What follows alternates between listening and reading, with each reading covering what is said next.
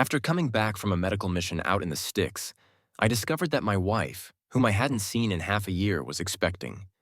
Word on the street was that the father was some tall, wealthy, and good-looking dude. A guy I could never measure up to. But when I actually saw the so-called lover, I couldn't help but crack up. This guy had just swung by my clinic the day before, pleading with me to fix his hemorrhoids.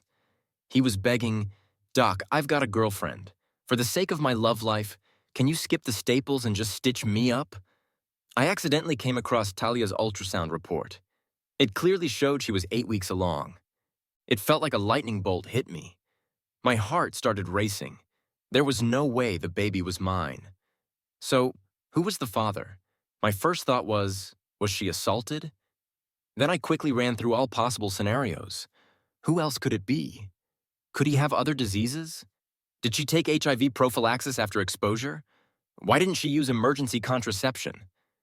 After a brief panic, I collapsed onto the couch, dismissing all my initial thoughts. Ever since I got back from that mission, Talia hadn't shown me any kindness. She often sat with her chin resting on her hand, daydreaming, biting her lip, and smiling secretly, curling her toes while carefully holding her phone. She seemed like someone head over heels in love, a sharp contrast to the coldness, impatience, and disdain she displayed towards me. It was obvious she was cheating. Just as I was mulling that over, a scent drifted by, and there was Talia, all dolled up, slipping on her high heels at the entrance. I instinctively asked, "Heading to work?" Just one word, and she opened the door and bounced without even glancing my way. Lies, literally. It's Saturday. Who works on a Saturday? I couldn't just stay home. I had to find out who was behind this betrayal. So I threw on my sunglasses and quietly followed her. She walked with a spring in her step, clearly in a good mood. When she reached the rundown entrance of our apartment complex, she skillfully flicked her shoe to dodge the dirt and slipped inside. Even from a few meters away, I could sense her disdain for the place. To be fair, it's an old, shabby complex from the 90s with moldy walls. But it's my home, the place where the person I love lives. Despite its age and wear, I cherish it. Talia headed to a nearby Starbucks, not seeming to mind if I caught up, probably knowing I never splurged on coffee there. Usually sticking to instant coffee, I sat down across a tall potted plant, feeling a mix of anger, confusion, sadness, reluctance, and even a flicker of hope. It was a chaotic blend of emotions weighing me down. I chugged an iced coffee in 5 seconds, barely holding it together. Soon, her date arrived. But it wasn't her lover. It was her best friend, Kailani. She always looked down on me, never missing a chance to badmouth me. Yet, seeing her brought me some relief. At least it wasn't her affair partner. Maybe there was another explanation.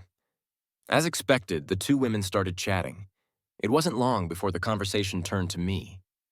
"That guy who deals with crap hasn't caught on," Kailani was saying. "Has he?" I thought. "Why are you still clinging to him? He's in his 30s and still can't afford a house. You were the school belle and you think he deserves to drag you through this miserable life? Listen, you've got to seize this chance. You're already pregnant, and the next step is to marry into a wealthy family. Jacob's in a whole different league, tall, rich, and handsome. What's a PhD worth? Can a PhD put food on the table? It just sounds good. You think he's going to save up enough for a down payment? You'll be 80 before you're living in a house like Jacob's." Kailani kept ranting while Talia stayed silent. Finally, Talia replied, "I'll think about it." I clenched my coffee cup, barely containing my anger. "So, behind my back, they've been calling me the crap dealer because I'm a proctologist." I wanted to stand up and confront them right then. "Kailani, remember how you begged me when your dad needed surgery?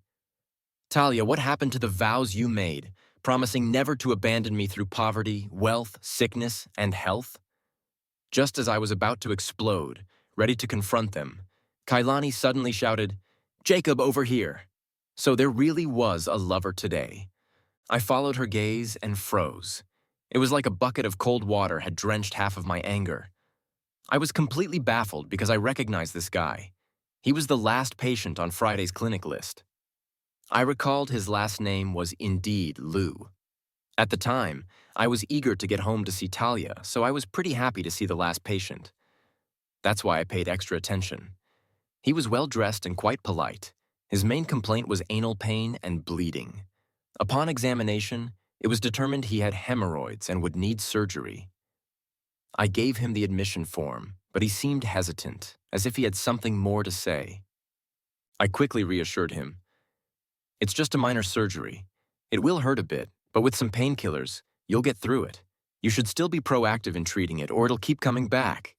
He was silent for a moment. Then, as if summoning all his courage, he said, "Doctor, I have a boyfriend.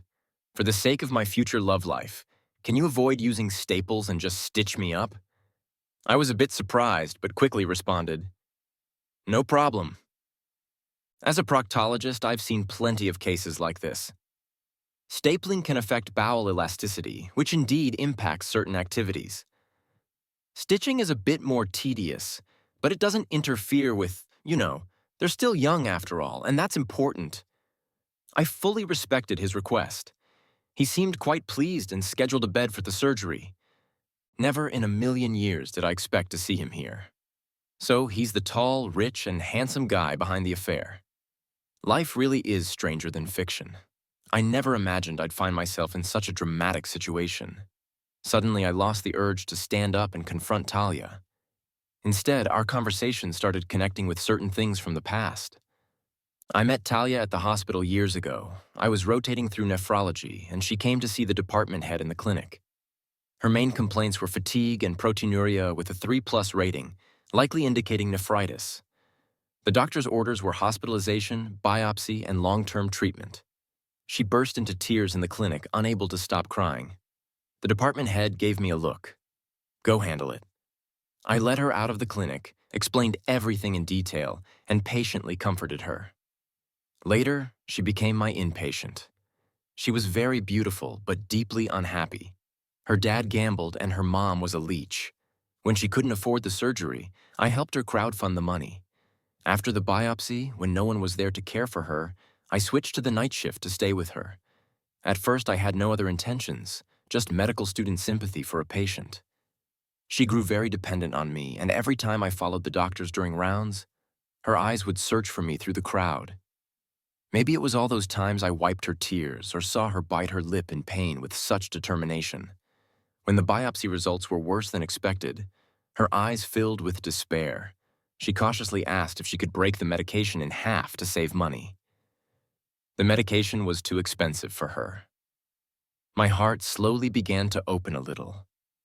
I really felt sorry for her. We exchanged contact information and often chatted, not just about her illness, but also about topics that young people typically discuss. Later, the treatment didn't go as well as hoped. She clung to me, crying, and asked, "Will I ever get better? Will I never be able to have children? No one will ever want me. I'll never be happy in my life." In that moment, emotions overwhelmed me, and I hugged her tightly, blurting out, "I want you. I'll treat your illness. I'll make you happy." When my professors found out we were together, they all tried to advise me, saying, "You're a doctor. Don't you know what this disease is? This illness will be very troublesome in the future. It may require lifelong treatment, which will be a huge burden on your finances and energy." Even my psychology classmates questioned if what we had was truly love or just a case of the suspension bridge effect. But back then, I was young and full of blind courage, believing in love above all else. I secretly got a vasectomy because she wasn't suitable for pregnancy. I figured that by doing this, we wouldn't have to worry about it. I didn't care about not having children. I worked multiple jobs to help pay for her treatments. And when the steroids made her face swell, I held her and told her that she was the most beautiful woman in the world to me. I knew she had once had a white moonlight in her life, some guy who was supposedly very handsome and wealthy. But that didn't matter. I was grateful to him. If it hadn't been for him stepping aside, I wouldn't have such a wonderful girlfriend now. Eventually, we got married, vowing to love and support each other for the rest of our lives, never to abandon one another. But as time went on, the everyday realities of life, household chores, financial pressures, and the lack of companionship due to my erratic work schedule, began to strain our fragile love. Her health gradually improved, but our relationship slowly changed. I tried, I really did. I was always trying. I took on outpatient shifts, performed surgeries, and traveled to other cities for freelance work. I didn't pass up any opportunity to make more money while saving up for a house. I also wanted to buy her the designer bags that other wives had. But when I joyfully presented her with a gift, the same woman who used to be thrilled with just an ice cream now dismissively said, "It's just the basic model." It felt like a needle piercing my heart, but I quickly adjusted my mindset. She deserved better, after all. However, no matter how hard I tried, I couldn't keep up with the speed at which her feelings changed. After 6 months of providing medical aid in the countryside, everything had changed. It turns out that the straw that breaks the camel's back isn't the last one, but every single one before it. She reconnected with her white moonlight. But unfortunately, it seems she doesn't know that her white moonlight has a boyfriend. I stood up, dusted off my clothes, and prepared to leave. I should actually thank this guy for showing me who she truly is. Suddenly, I felt it was all so pointless. Karma will eventually catch up with those who lack integrity. I contacted a classmate who's a lawyer to help me draft the divorce agreement. He was stunned. After all, my once unwavering determination now seemed like a bitter joke compared to the heartache I was feeling. He tried to offer some advice, but I cut him off. "Don't bother. It would only add fuel to the fire. I'll handle it. Just take care of the divorce agreement." When I got home, I tried several times to talk to her, but she always dodged the conversation, claiming she was tired. She would close the door, effectively shutting me out. I actually wanted to advise her not to keep the baby.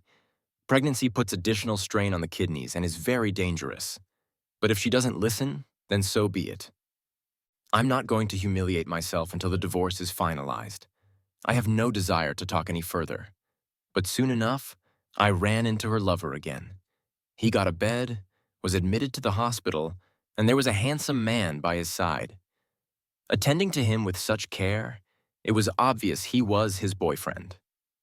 I couldn't help but wonder how someone in such a loving relationship could have ended up getting Talia pregnant. Fortunately, I didn't have to wait long for the mystery to be solved. Talia showed up in the hospital room on the second day after Jacob's surgery. He was wincing in pain, completely dependent on his boyfriend for everything from eating to using the bathroom. When Talia walked in, she caught sight of one man coaxing another into drinking some soup. "Just take a sip. Just one sip, please." "No, it hurts," he replied. "The doctor said you can eat now. You need the nutrition after surgery." "I don't want to." "Well, how about a kiss? Just one kiss, and then you take a sip." "What the hell are you doing?" Talia's bag crashed down onto the hospital bed, spilling a bowl of hot soup all over it, turning the scene into utter chaos. What followed was a full-blown, mutual affair confrontation. "Who is he? Who is she?" "I'm his boyfriend." "I'm his girlfriend." "You cheated on me with a woman." "You cheated on me with a man." This was a drama too good to miss. I watched as Jacob frantically reached for the other man's hand, his face twisted with panic, stumbling over his words. "Let me explain. She seduced me. You know my family's been pressuring me to have kids.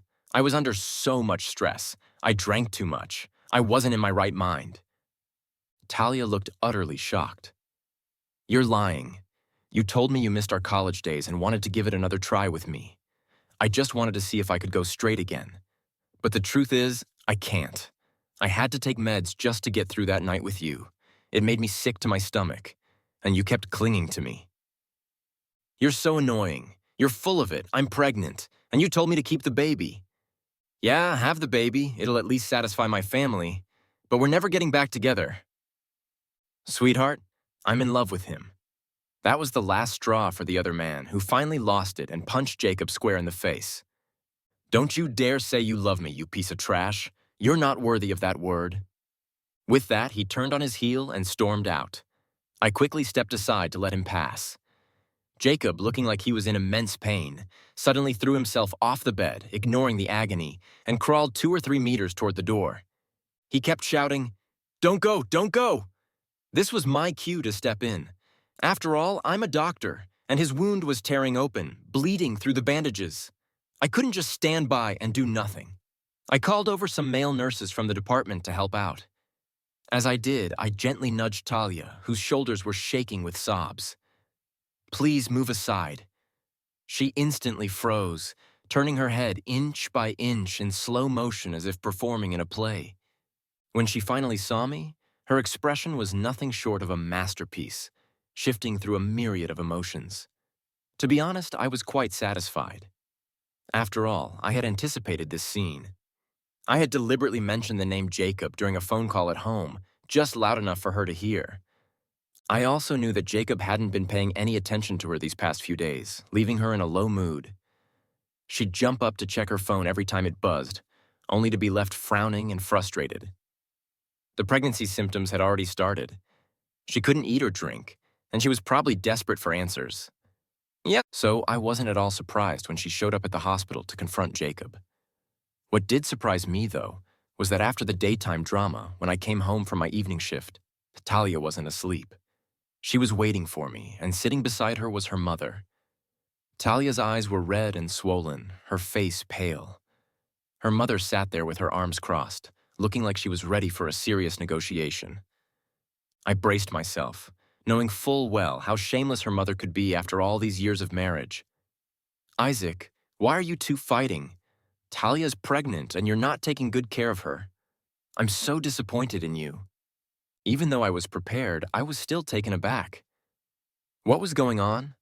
I paused, then pulled out the divorce agreement from my pocket, the one my lawyer friend had delivered that afternoon. "You've come at the perfect time. Since you know she's pregnant, you should also know that the child isn't mine." I pushed the agreement toward Talia. "Take a look, and if you have no issues, go ahead and sign it." She suddenly looked at me with wide eyes, as if she had been gravely wronged. Her eyelashes trembled and tears began to stream down her face. Her mother gently patted her hand to comfort her, then turned to face me. "Isaac, you're in the wrong here. Couples argue on one side of the bed and make up on the other. You say the child isn't yours, but where's the proof?" I couldn't help but laugh out of sheer frustration.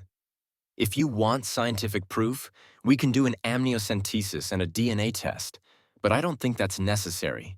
I was away on a medical mission in the countryside for half a year. We didn't even have marital relations." But the old woman's unreasonable demeanor had reached a new level of calmness. "That's just your word against hers. No marital relations? How is that possible? Who can prove it?" I was getting exasperated. "What kind of proof do you need? Heaven knows, Earth knows, I know, and she knows. Ask your daughter, did we have any marital relations? If not, where did this 8-week-old child come from?" At this point, Talia shakily took a couple of steps toward me, her eyes filled with tears, and she was visibly emotional. "I know you're angry with me. I was wrong. I'll break things off with Jacob, and I know I've neglected you lately. I'll make it up to you." And then, right before my eyes, she unbuttoned the top of her blouse, pulled down her collar, and threw herself into my arms. I quickly grabbed her by the shoulders, holding her in place. Looking at this mother-daughter pair, I could hardly believe it. What was this? Were they expecting me to just accept this and move on? "Isaac, you and Talia have been married for so many years without having a child. Clearly, my daughter doesn't have a problem, so the issue must be with you. A couple needs a child to have a complete family. Even though this child isn't yours, if you raise him as your own, who would ever know who the real father is? You two have been together for so long, with such strong feelings for each other. Don't let a little thing like this ruin everything." I couldn't help but laugh in disbelief. A little thing. Cheating and getting pregnant is a little thing. I took a deep breath, ignoring her mother, and looked directly at Talia, speaking each word clearly. "The reason we don't have children is because I was worried about your health. So I got a vasectomy. The surgery is on record. There's medical documentation. You can't pin this child on me, and I will never accept a woman who has betrayed me. The divorce is happening. Don't waste your time trying to change my mind, and don't make me lose any more respect for you." With that, I walked out, slamming the door behind me without a second glance, leaving her standing there in shock. Sitting in my car, the more I thought about it, the more something didn't feel right. So I quietly accessed the security cameras I had installed at home. When I found out she was pregnant, I suspected she might bring her lover to our home. So I had installed hidden cameras, which were now proving useful. On the screen, she was sitting on the sofa crying. Her mother, hands on her hips, was pacing around, berating her. "Look at you. You married a poor man and then took a gay lover. I can't believe I gave birth to someone as beautiful as you. Now what are you going to do if he doesn't acknowledge this child? If he doesn't acknowledge it, I'll abort it. I'm not having Jacob's child, that bastard. I don't want a divorce. I really don't want a divorce. Abort it if you abort it. The Liu family won't give you a single cent. You need to have this child, and you'll never have to worry again. Do you think the Liu family will abandon their own flesh and blood? When the time comes, you'll be the one deciding how much money you want. But if I have this baby, Isaac will divorce me." Didn't you hear him? He said on the divorce, "I don't want a divorce. No one will treat me better than he does." Ugh, my heart felt empty, filled with bitter irony. So, she knew how good I was to her, and yet she still betrayed me. Her mother paced around for a while, and a strong sense of unease rose within me. Sure enough, it seemed she had come up with a plan. She sat down next to Talia, hugging her. "If you don't want a divorce, Mom has a way. You just go ahead and have the baby, and our family will be set for life. I guarantee he won't be able to divorce you." In the middle of the night, I found myself back in the hospital's on-call room. The on-duty doctor teased me. "Director Sue, back again. Did the wife kick you out?" I wasn't in the mood for jokes.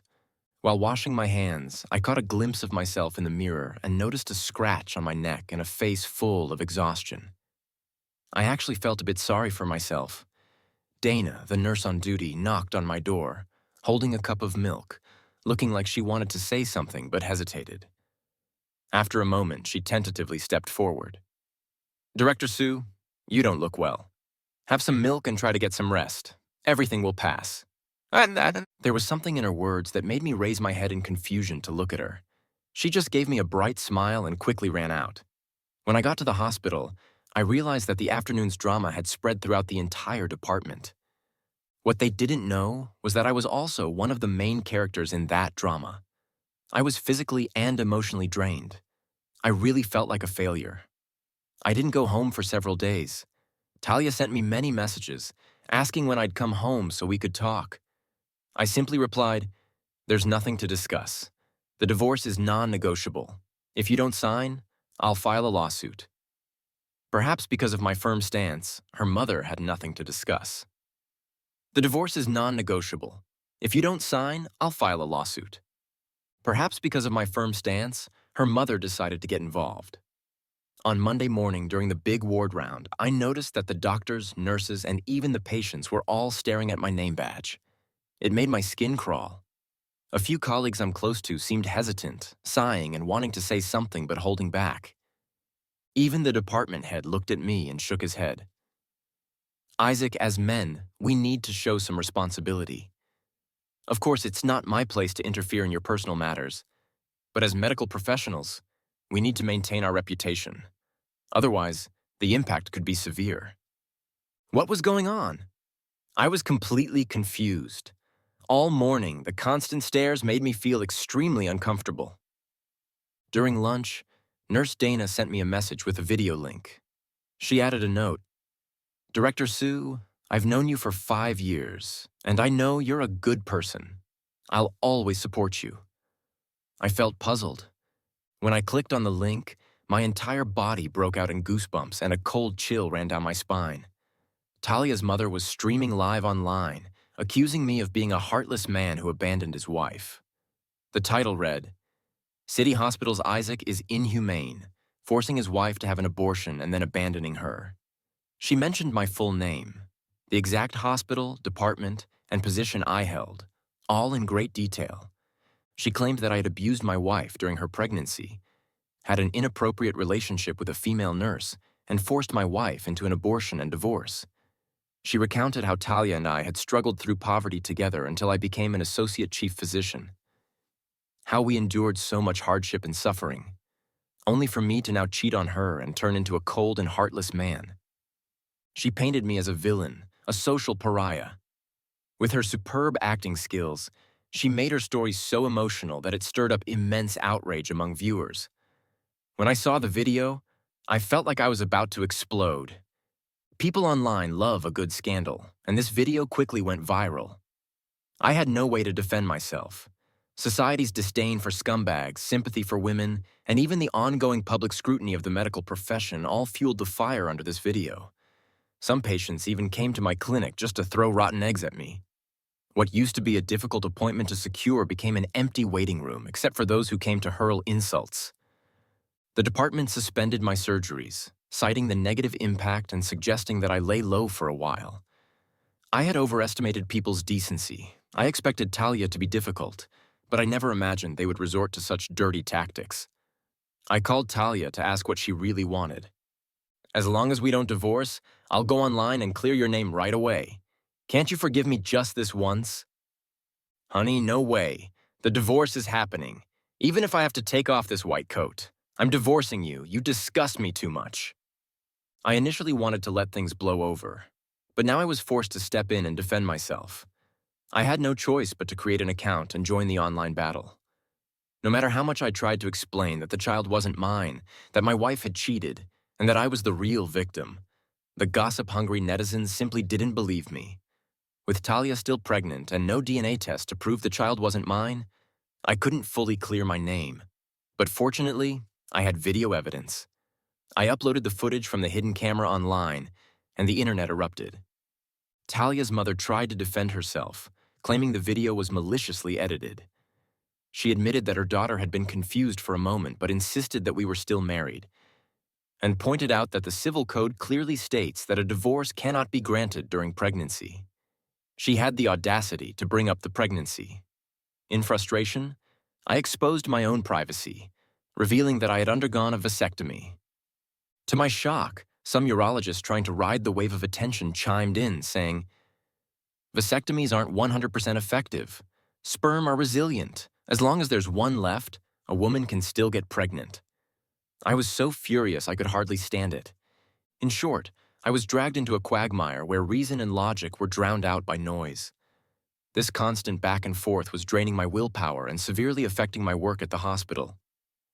Friends who knew me well started offering advice. One of my lawyer friends suggested that I shouldn't fight the tide, as it would be detrimental to my career. He advised me to handle it quietly and wait until the baby was born so we could do a DNA test. If the child wasn't mine, the truth would eventually come out. But I couldn't stand it. Being tied to this mess for even one more day made me feel like I was drowning in filth. Just when I was at my wit's end, new evidence surfaced. Someone publicly released a chat log between Talia and Jacob. It clearly read, "You have the baby, and I'll give you $5 million. If I have the baby, my husband will divorce me. Do you really think he'll forgive you now? Take the money and you two will be better off. If he truly loves you, he'll agree." This chat record caused quite a stir, but still wasn't enough to completely quell public opinion. Shortly after, the uploader released another conversation, this time between Talia's mother and the Liu family. "My daughter is foolish. I'm afraid she'll abort the baby for the sake of her poor husband. So I had no choice but to resort to this plan. Let's keep things steady for now. Once the baby is born, everything will be negotiable. We don't care about the process, only the result. As long as the child is from the Liu family, the money will be transferred immediately." I quickly realized who this person was: Jacob's boyfriend. I had to thank this guy, with more and more evidence in my favor. Eyewitnesses from the day of the mutual affair confrontation also began to speak out, and online opinions started to shift. I went from being the despised, heartless husband to the pitiful, cuckolded one. How utterly humiliating. But the good news was that my divorce lawsuit had been accepted by the court. Because Talia committed adultery during our marriage, I was not bound by Article 1082 of the Civil Code. Divorce was still possible during her pregnancy. When I saw Talia again, she looked unusually haggard. Although she wasn't far along, her face and forehead were noticeably swollen. Her eyes were dull, and she wore a loose dress. I couldn't help myself. I still recommend that you terminate the pregnancy. Your body isn't suited for carrying a child, and the later stages of pregnancy will be very dangerous. Her eyes suddenly lit up, filled with hope. You care about me? Okay, I'll terminate the pregnancy. Can we not get divorced? Don't misunderstand me. I'm advising you to terminate the pregnancy because I'm a doctor. I don't believe your obstetrician hasn't told you the same thing. The light in her eyes instantly dimmed. They did, but I won't do it. The only person who could convince me to have an abortion is you. I had nothing more to say. No one can save someone determined to destroy themselves. Since she was at fault and we didn't have much in terms of assets, the division was simple. When her mother saw my stony expression, she sneered, "After being with you, this is all she's left with. Just a few worthless items. You call yourself a man? Well, at least we're finally rid of you. My daughter will finally have a better life." Facing this family, I wondered how I had managed to endure them all these years. I pulled out a stack of IOUs from my pocket, all written by her mother over the years. $120,000 for her father's gambling debts, $30,000 for home repairs, $80,000 for her brother's car, all together amounting to over $400,000. Now that we're divorced, please repay the money you owe. Why should we pay you back? My daughter gave you her youth for free. Mom. Talia looked at me, shocked, silently asking how she didn't know her mother had borrowed so much money from me. I sighed. Your health was poor, and I didn't want to worry you before. Now you need to be more aware. Without me as their source of money, Talia would become their next target for exploitation. But that was no longer my concern. As I turned to leave, I didn't forget to add, 3 days, pay up, because I trended online. All the embarrassing details of my personal life were laid bare for the public to see. All my friends thought I would be depressed. I did retreat for a few days, but I quickly came to my senses. If others are going to go to great lengths to generate attention, why should I waste the publicity? So I took advantage of the buzz and launched a personal health education account. I focused on providing information about common proctology issues, early cancer screenings, and post-operative care. I also enthusiastically answered all sorts of questions from the public. Within just a few days, my follower count jumped from 5 digits to 6. Consultations surged, and many patients came specifically seeking me out. People calling me the cuckold doctor didn't bother me. As a physician, I remained compassionate and committed to my duty. I became popular, and my old classmates started reaching out for advice. Hey man, we've started a cardiology education account. Can you help promote it? No problem. I'll repost it and pin it to the top. Isaac, you're really taking off. Your health education content is excellent. We in the ICU want to start something similar. Go for it. Do you think emergency medicine would attract interest? Absolutely. Emergency care is crucial. How many heart attack patients miss the golden 4 minutes? Your department saves lives. You have to get it started. Even my friends in obstetrics and gynecology sought my advice, and I sincerely replied, "These days people are anxious about childbirth and infertility is becoming more common. Your field is incredibly important. Let me know if there's anything I can do to help." In the age of social media, health education by doctors is not only meaningful, but also highly popular. My old classmate was quite happy, but then hesitantly said, "Hey Sue, there's something I need to tell you." I was puzzled. What's up? Your ex-wife. She's coming to my hospital for prenatal checkups now. Her creatinine levels are over 200 and her whole body is severely swollen. She fainted a few days ago and kept calling your name. I felt a bit awkward. You said it yourself. She's my ex-wife. It's got nothing to do with me. I know. But I'm just thinking, maybe you could talk to her. It's really dangerous. She can't have this baby without risking her life. I thought about it but didn't agree. I had already said everything I needed to say, and I really didn't want to have any more involvement with Talia. But not long after that, one night I received a call from my classmate. There was a lot of noise in the background. And then I heard Talia's voice. Jingchen, come see me. Didn't you say you love me the most? Please come see me. Then the phone was passed to someone else, and my classmate's voice came through. Buddy, I didn't want to bother you, but she refuses to go into the operating room unless she talks to you. After the divorce, I had blocked all of Talia's contact information. It seemed she knew this classmate of mine and had deliberately chosen this hospital to register at. I rubbed my forehead, feeling very frustrated. What's the situation? Placental abruption, heavy bleeding. She's refusing to go into surgery and is holding us up. Her mom insists on saving the baby and she insists on calling you. What do you say? Are you coming? No, I'm not coming. I'm the ex-husband. I'm not qualified to sign anything. Give her the phone, I'll say a few words to her. I could hear her labored breathing, the pace quickening. Stop this nonsense. I'm not coming. If you're so reckless with your own life, I have no respect for you. With that, I hung up the phone, feeling unusually calm. In the following weeks, I received several more calls from her. Some were tearful, others incoherent. As soon as I recognized her voice, I hung up every time. At the end of the year, there was a reunion with my medical school classmates. They pushed me into the main seat like a star. One of the OB/GYN classmates leaned in next to me. Sue, I really can't hold back from telling you something. This classmate is just as gossipy as back in school. Your ex-wife. Remember her case of placental abruption? Her mom insisted on saving the baby, causing all sorts of trouble in our department. There was so much crying and drama, so we did our best to keep the pregnancy. She stayed in bed, completely immobile, for 3 weeks, getting blood transfusions every day. But then she developed an intrauterine infection. The baby didn't make it, and she almost didn't either. In the end, our department had a heated argument with the family and had to perform a hysterectomy to save her life.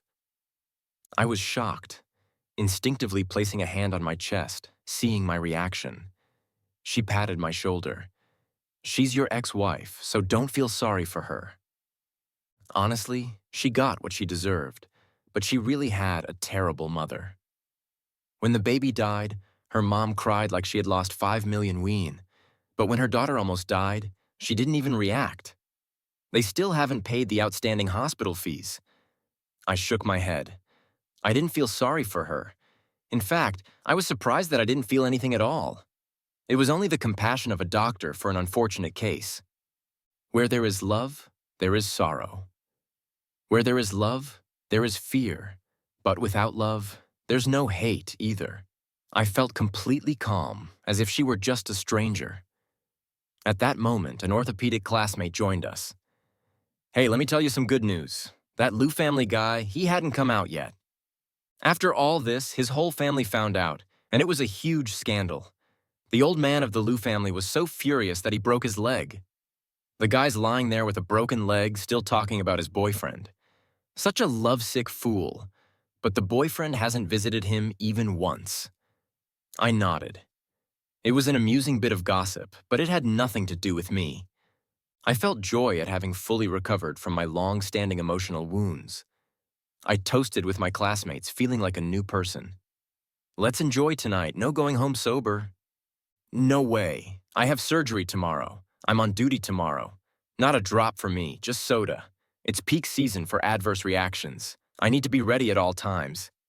I looked at these friends, all fighting on the front lines of healthcare. I felt ashamed for ever complaining about the busy workload or the pay. Is there any profession more sacred than saving lives? The last working day before New Year's. Due to my proactive involvement in medical outreach and significant contributions to public health education, I was promoted to chief physician ahead of schedule. The new hospital campus came with family housing, and I just qualified to receive an apartment. With a fully furnished unit, I finally had a home in the city. I was thrilled, and the entire department organized a celebration for me.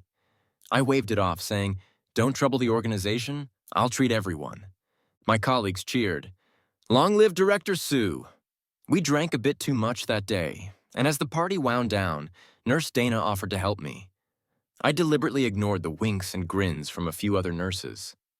You drank a bit too much that day, and as the party wound down, Nurse Dana offered to help me. I deliberately ignored the winks and grins from a few other nurses. You're a girl. I should be the one to see you home, Director Sue. I didn't drink, and I can drive. Let me take you home. All right. We both lived in the family housing area, so it was on the way. I relaxed into the passenger seat, closing my eyes to rest. The warmth of the car's heater and the faint scent of her perfume filled the air. The ride was quiet, a bit awkward. When we arrived at the family housing building, I got out of the car and immediately noticed a figure standing in the shadows of the trees. It startled me. As I looked closer, I realized it was Talia. She was so thin she was almost unrecognizable. Even with makeup, she couldn't hide her haggard appearance. When she saw me with another woman, she swayed slightly. She softly uttered, "Husband." I was thoroughly annoyed and walked past her as if she didn't exist. She grabbed my hand, trembling all over, tears streaming down her face. "Husband, are you really going to leave me? Didn't you say that if no one else wanted me, you would? That you would treat my illness? I have kidney failure now, and my mother won't get me treatment. Husband, I'm in so much pain." I fought back my discomfort. I had already been drinking, and now I felt even more nauseous. "I'm your ex-husband. I have no obligation to you. I'm sorry. I was wrong. It was just that one time, just once.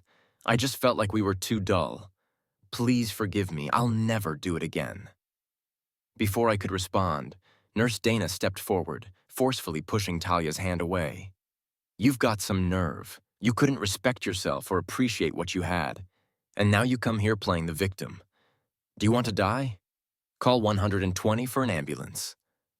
I was startled by her boldness. But then she turned to me.